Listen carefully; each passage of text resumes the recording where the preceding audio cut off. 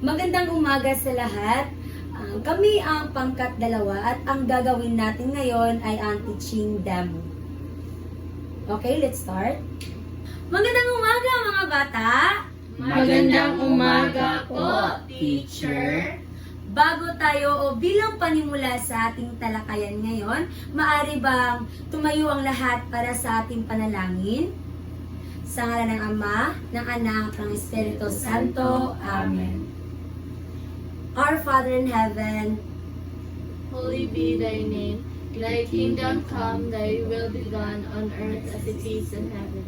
Give us this day our daily bread, and forgive us our sins, as we forgive those who sin against us. Do not bring us to the test, but from evil. Amen. in the name of the Father, and of the Son, and of the Holy Spirit. Amen.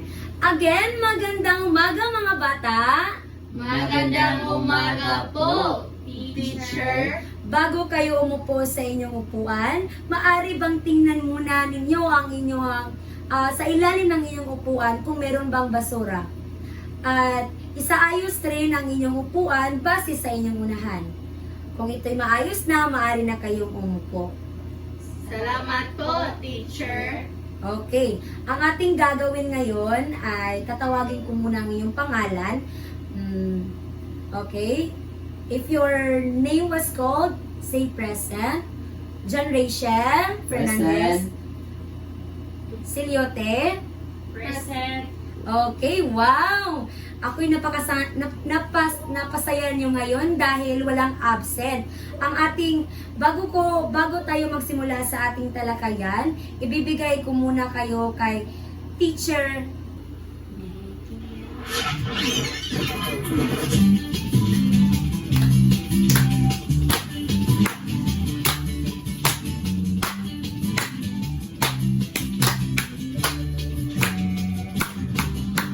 Making melodies in my heart, making melodies in my heart, making melodies in my heart, all the King of Kings. Making melodies in my heart, making melodies in my heart, making melodies in my heart, all the King of Kings. Thumbs up, elbows up, elbows up, making melodies in my heart, making melodies in my heart, making melodies in my heart, all the King of Kings. Thumbs up, elbows up, knees apart, making melodies in my heart, making melodies in my heart, making melodies in my heart, all the King of Kings. Thumbs up, elbows up, knees apart, knees in, melodies in my heart, making melodies in my heart, making melodies in my heart, all the King of Kings. Thumbs up, elbows up, knees apart, knees bent, chest out, making melodies in my heart, making melodies in my heart, making melodies in my heart, all the King of Kings.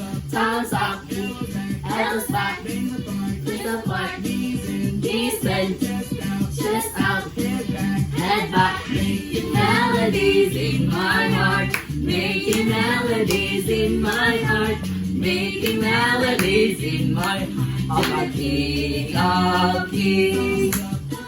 Elbows up, knees apart, knees bent, chest out, head back.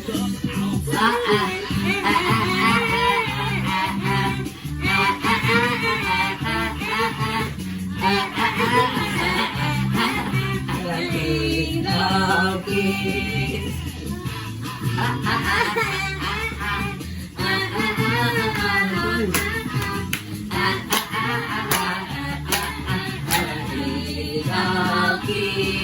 Ngayon mga bata, may ipapakita ako sa inyo. At tingnan niyo ito ng mabuti kung ano ito. Okay ba? Okay po, teacher. Okay, mabuti. So, una, ano ito? lugar. Ako po, Christine. Ano ito? Lugar po, teacher. So, bigyan natin si Christine ng 3 bagsak. Sunod. Ako po, teacher. John Rachel, ano ito? Tao po, teacher. Tama ba? Opo! So, bigyan natin si Rachel ng 2 bagsak. Sunod. Ano ito? Bagay, teacher! Ako po, teacher. Venus, ano ito? Bagay, teacher! Tama ba? Tama. Bigyan natin si Venus ng 3 bagsak. Sunod. Ano ito? Ako po, teacher. Seryote, ano ito? Mga pangyayari. Tama ba? Opo! Bigyan natin si Seryote ng 3 bagsak. Last. Ako po, teacher. Christine, ano ito? Mga hayo po, teacher. Tama ba si Christine? Ito ba ay hayop? Opo! So, tama. Bigyan natin si Christine ng 5 bagsak.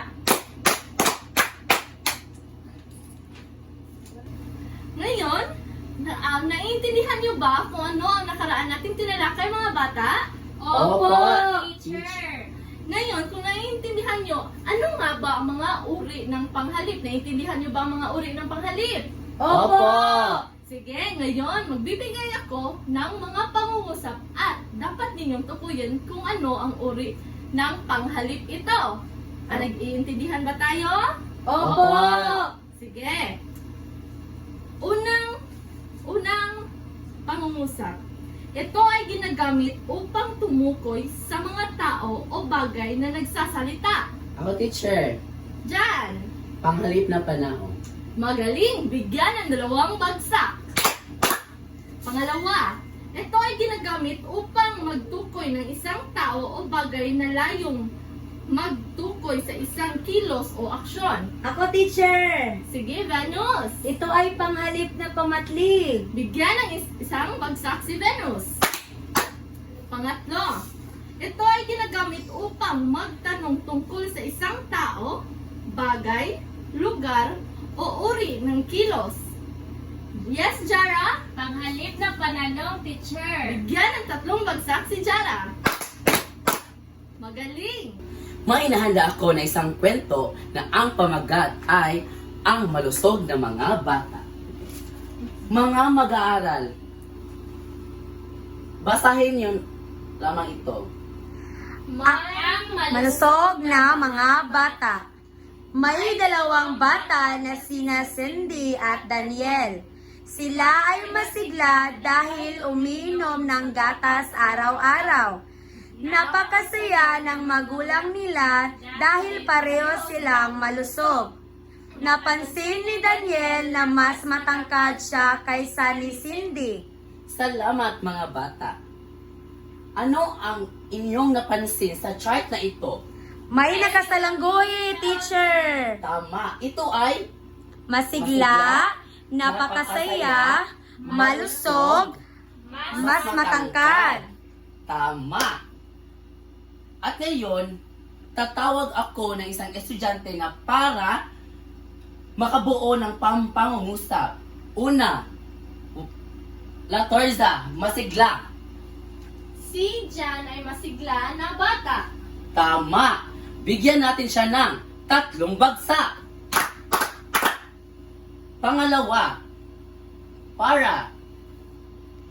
Napakasaya ang aking pamilya dahil kami ay kompleto. Tama. Bigyan siya natin ng 2 bagsak. At ang panghuli ay waskin. Malusog. Ako ay malusog dahil kumakain ako ng masustansyang pagkain. Tama. Bigyan siya natin ng 1 bagsak. May ideya ba kayong mga bata kung ano ang paksa natin ngayon? Wala po, teacher. Okay. Ang ating pamagat na paksa ngayon, ito ay kaantasan ng pang-uri.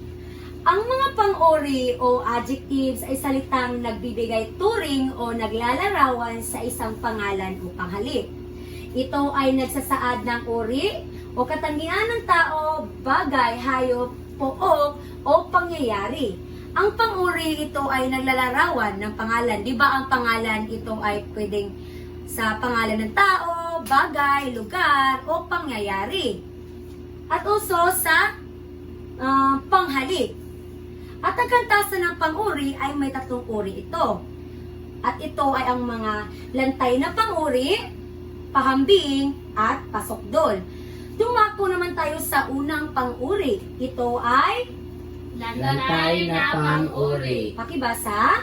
Ito'y naglalarawan ng isa o kayak na pangalan ng tao, hayop, bagay, lugar o panghalip na walang pinaghahambing. Ang lantay na pang-uri, ito ay nakapokus lamang sa isang bagay o pangalan o panghalip. Halimbawa, sikat ay matangkad. Di ba sikat ay walang pinaghahambing o siya lamang ang nakapokus sa pangungusap? Saan nga ba ang pang-uri sa pangungusap? Jara? Matangkad, teacher. Okay, great! Sino nga ba ang matangkad? Sikat. Okay, dumako naman tayo sa pangalawang halimbawa.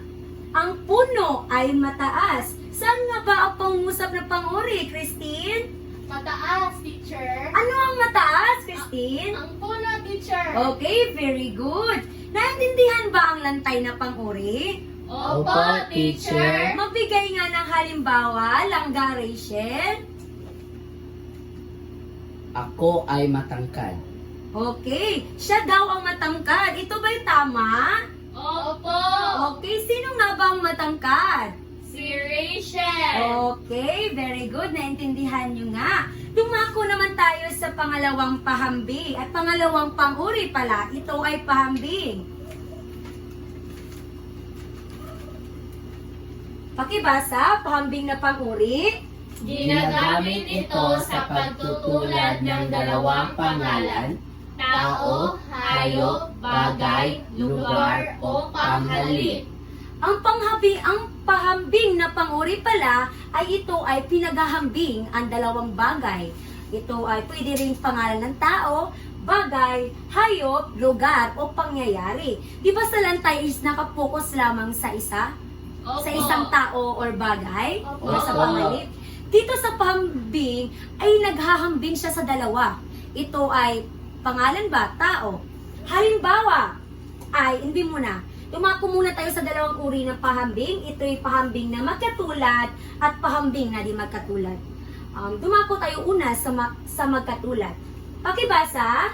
Ito'y pahambing na magkatulad ang magkapantay na katangian ng dalawang bagay na pinaghahambingan. Ginagamitan ito ng mga panlaping ka, ga, sing, kasing, magsing, magkasing. Itong pahambing na magkatulad, ito ay magkapantay o fair na tinutulungan ng mga salita o dinugtungan ng salitang panlaping ka, ga, sing, kasing, magsing, magkasing. Halimbawa, sikat ay sing tangkad di Catriona. So nababase natin sa pangungusap na ito ay may dalawang simuno. Sila ay pinaghahambing. Di ba? So magkatulad, di ba pareho? So sikat at si Catriona ay sing tangkad. Saan nga ba ang pangungusap na pang-uri sa pangungusap na ito? Sintangkad. Okay, very good. Dumako naman tayo sa ikalawang halimbawa. Magkasing sarap ang adobo ni nanay at ate. Saan nga ba ang pang-uri pangungusap, Rachel? Magkasing sarap. O, di ba? Sa pahambing na magkatulad, ang adobo ni nanay at ate ay magkasing sarap. Okay. Last, kasing init ng kape ang ulo mo. Saan nga ba ang pahambing na pang-uri? Kasing init. Okay, very good.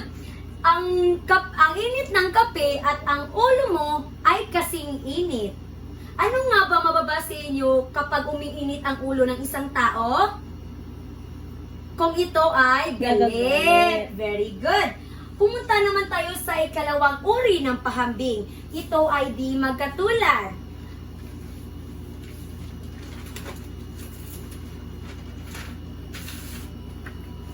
Pakibasa mga bata. Ang di magkapantay o di patas ng paghahambing, maaari itong nagbibigay ng diwa ng pagkakait, pagtanggi, o pagsalungat. O, di ba? Sa di magkatulad ay ito'y salungat lamang. Sa magkatulad, ito ay di magkatulad. Sa pahambing na ito ay may dalawang uri. Ito ay palamang at pasahol. Ang palamang ito ay may katangiang nakakahigit sa pinaghahambingan. Ginagamitan ng salitang higit, mas, di hamak at lalo. Tinutulungan din ito ng mga salitang kaysa o kaysakay. Dito sa pahambing na di magkatulad na palamang, ito ay sobra or lamang siya sa taong iyon. At pwede mo siyang sasabihin na mas higit siya kaysa sa akin. Yan ang palamang. Ang pahambing na pasahol, ito ay may katangiang kulang o kapos sa pinaghahambingan. Tinutulungan ito ng mga salitang di gaano, di tulad ng, di gasino, di masyado, at marami pang iba. Dito sa pasahol ay salungat sa palamang. Di ba ang palamang ay, ito ay sobra. Tapos, while the pasahol, ito naman ay kabaliktaran ng sobra.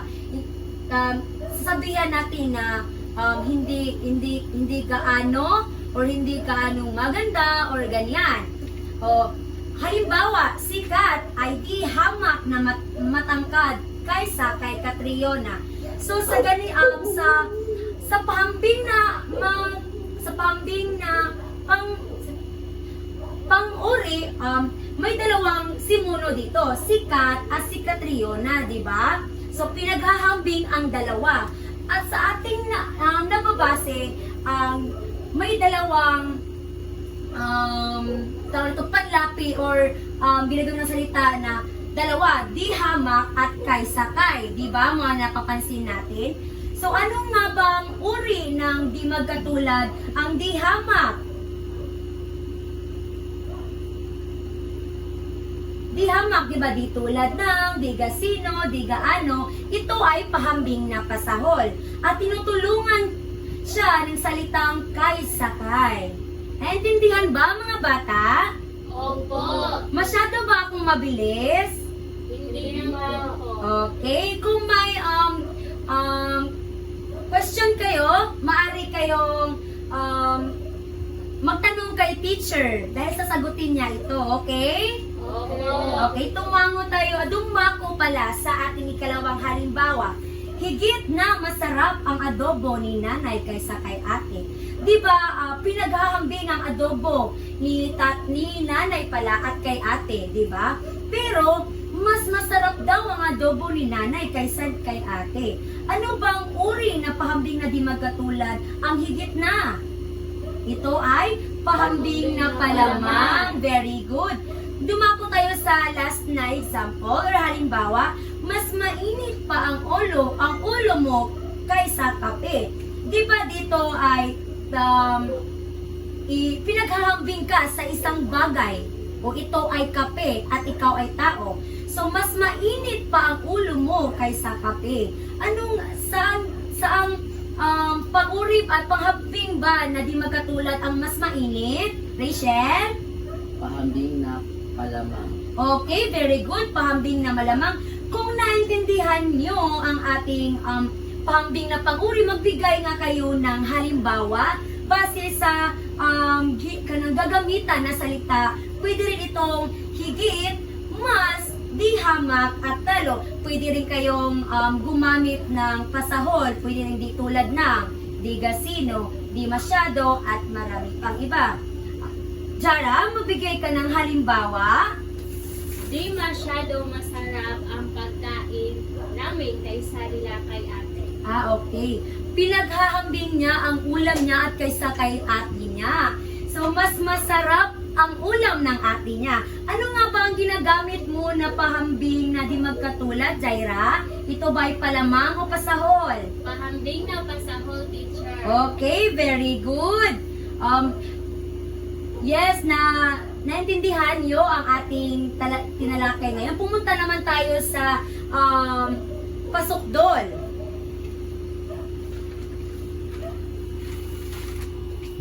Pakibasa mga bata. Ang pasukdol na pang-uri ay ang katagiang namumukod o nangingibabaw sa lahat ng pinaghahambingan. Maaari itong negatibo o positibo. Masigit ang paglalarawan dito kaya maaaring gumamit ng mga kasing sobra, ubod, pinaka, tunay, talaga, saksakan, at kung minsay pag-uulit ng pang-uri. Sa pasukdol na pang-uri, ito ay pwedeng ginagamit natin sa pag-express ng bagay na o tao, pwede rin itong negatibo o positibo. Halimbawa, pasukdol nga pala ito ay exaggerated or nangingibabaw sa lahat ng iyong pinaghahambingan sa bagay o ngalan ng tao. Halimbawa, sikat ang pinakamatangkad sa klase. Ano nga ba ang pang-uring pangungusap dito ay ang pasukdol na pang-uri para mga bata? Pinakamatangkad. Okay, sino nga ba ang pinakamatangkad? Sikat. Okay, ikalawa? Saksakan ang sarap ang adobo ni nanay. Saksakan ang pasukdol na pang-uri. At saksakan ang sarap ang adobo ni nanay. Di ba sa ating napapansin, ang pasukdol ay wala siyang pinaghahabingan. Isa lang ang nakapokus niya, pero sobra ang kanyang pag-express sa isang bagay o tao. And then, last, Uminom ko ang ubod ng ulit. Ininom ko ang ubod ng init na kape. Saan nga ba ang pangusap na pang-uri dito? Ubod. Okay, ininom niya daw ang ubod ng init ng kape. So ngayon, naintindihan niyo ba ang ating tinalakay ngayon? Opo, teacher. Okay, malalaman natin yan dahil magkakaroon tayo ng aktibidades at mami-measure ko yan kung talagang nakikinig kayo. At ngayon, mga bata, kung talagang kayo ay nakikinig kay Teacher Benos, may hininda ko ditong maikling aktibidades. At basahin ko muna yung panuto. Panuto 1 or A. Isulat sa patlang ang titik L kung ang pang-uring may salungguhit ay nasa lantay na antas. PH kung ito ay nasa pahambing na antas. At sa PS naman kung ito ay nasa pasukdol na antas. So 1 to 10. At ito ang ikalawang aktibidades. Basahin ko muna yung panuto. So, ang mga bata, bilugan ang mga tamang pang-uri sa patasang ipinihiwatig sa pag-uusap. Isulat ito sa isang buong papel at bigyan ko lamang kayo ng 15 minuto upang tapos ito. Maliwanag ba mga bata? Opo, teacher. Okay, mabuti. Okay, pwede na kayong magsimula. Tapos na ba mga bata? Opo. Tapos na ba ang lahat? Opo. Okay, mabuti. Ngayon ay let's check. Okay, number 1. Napakaganda ang mga palumuti sa bahay tuwing magpapasko. Ano ito? Ano ito sa uri ng pang-uri? PS, pasukdol teacher. Okay. Nasaan ba dito ang salitang naglalarawan na pasukdol? Napakaganda. Okay, mabuti, magaling. Kalawa, sino gustong bumasa? Ang galing-galing ng mga mananayaw na napanood ko. Ito ay pasokdol. Okay, magaling. Number 3, huwag kayong pumunta sa lugar na mapanganib. Ito ay lantay. Magaling. Kapat naman, Ubod ng hirap ang trabaho ng isang manggagawa sa pabrikang ito. Ito ay pasokdol. okay, magaling. Number 5, Magsintanda ang lola ni Hana at lolo ni Hana. Ito ay pahambing. okay, mabuti. Kaanim naman, Ibigay mo ang makapal na aklat Kay kaysa Bining Reyes. Lantay. lantay. okay, kapito, Kay bait-bait na mga kasambahay namin. ito ay Pasokdol. sukdol, tama. Kawalo, Si Ben ay Sigupad ng pagong. Ito ay pahambing, teacher. okay, mabuti. Siyam naman, Maamo ang mukha ni Christy. ito ay lantay. okay, mabuti. At ikasampu naman, Si Mildred ang pinakamatangkad na anak ni Ginang Mila. Pasokdol. Ito Ito ay ay pasokdol. pasokdol. okay, magaling mga bata. Dumako naman tayo sa ikalawang aktibidades. Pakibasa.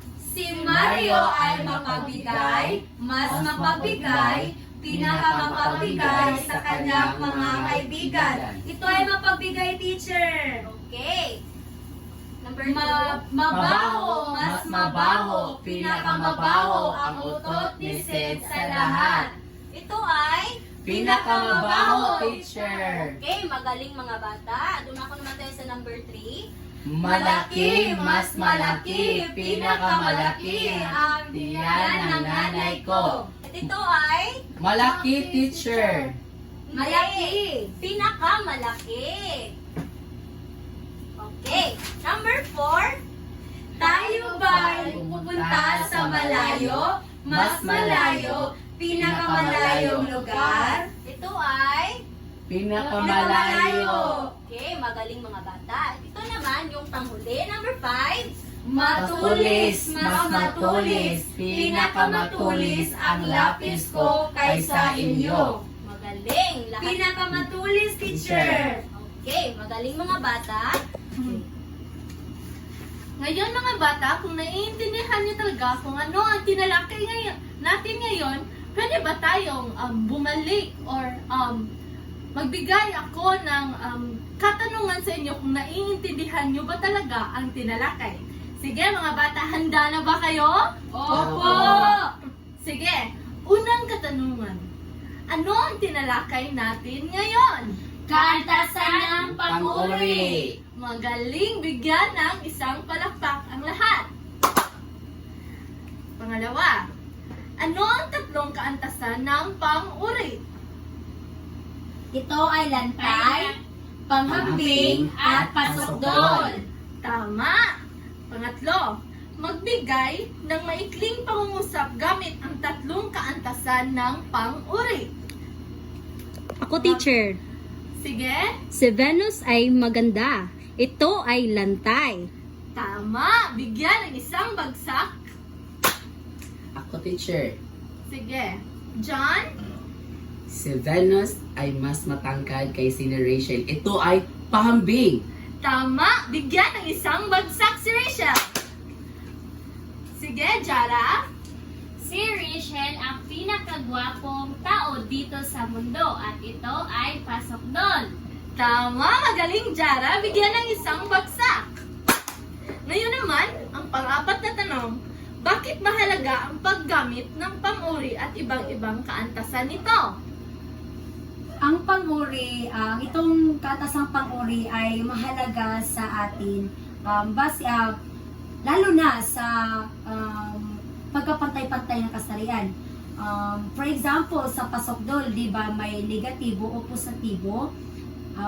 Dapat tayo ay maingat sa ating mga sinasabi sa kanila dahil hindi porket na sila ay iba sa atin or may naramdaman silang kaiba silang sarili, ay sila din ay tao din. hindi sila bagay na paglalaroan o kailangang isakwera lang sa paligid. Sila ay tao at may puso rin sila. Sila ay may puso at may dinaramdam din silang sakit. Kaya itong kantasan ng panguri ay malaga. Yeah, that's it. Magaling bigyan ng 4 na bagsak si Venus! At ngayon, bumuo ng 5 masining na pangungusap gamit ang kaantasan ng pang-uri. At pagkatapos, tukuyin kung ito ba ay lantay, pahambing, o pasokdol. Maliwanag ba mga bata? Opo, maliwanag po, teacher. Okay mga bata, ngayon may inihanda akong takdang aralin para sa inyo. So babasahin ko muna ang panoto. Isulat ang binuong pangungusap base sa ilarawan gamit ang kaantasan ng pang-uri. Bumuo ng 5 pangungusap na pang-uri at gumamit ng mga salitang nagbibigay kulay at mga detalye ng inyong pangungusap. At ilagay sa ibaba ang inyong napili na pang-uri. Isulat ito sa inyong assignment notebook. So ito ang mga larawan mga bata. At sa pamantayan naman, mayroon tayong maayos na naipapahayag ang mga salitang nagpapahayag ng damdamin, 5 puntos. Wasto ang paggamit ng bantas gamit ang kaantasan ng pang-uri, 5 puntos. Originalidad, 5 puntos. Overall, 15 puntos. Nakuha bang mga bata? Opo! Okay, mabuti. Tumayo ang lahat para sa ating panalangin. Sa ngalan ng Ama, ng Anak, ng Espiritu Santo. Amen. Paalam na po mga bata. Paalam na po, teacher!